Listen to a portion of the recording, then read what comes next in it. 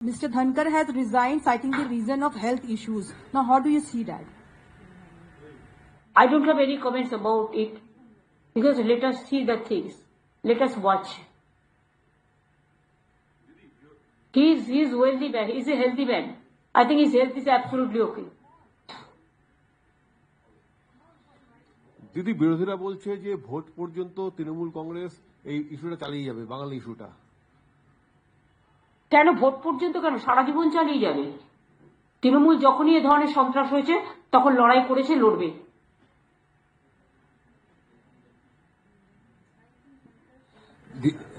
দিদি আপনি বললেন যে অনেকের কাছে এরকম চিঠি এসছে।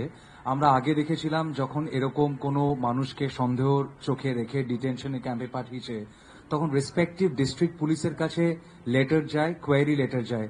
এখন কি সরকার থেকে কোনো স্ট্যান্ডার্ড ইনস্ট্রাকশন পুলিশের কাছে যাবে যে সরকারকে না জানিয়ে পুলিশ নিজেদের থেকে কোনো রেসপন্স দেবে? তারা তো আগেই তাদের ভরে দিয়েছে, পরে তো আমরা জানতে পারছি, তখন আমাদের ইনফরমেশন আমরা দিয়ে দেবো। তাহলে এখানে যারা আছে তাদের সম্বন্ধেও এই কোয়ারি হবে তো?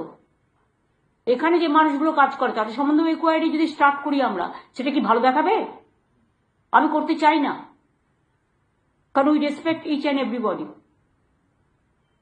একটা ভাষায় কথা বলা কারো অপরাধ নয়।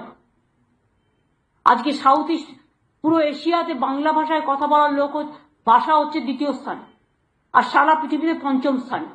30 কোটির বেশি মানুষ বাংলায় কথা বলে, এটা মাথায় রাখবেন পৃথিবীতে।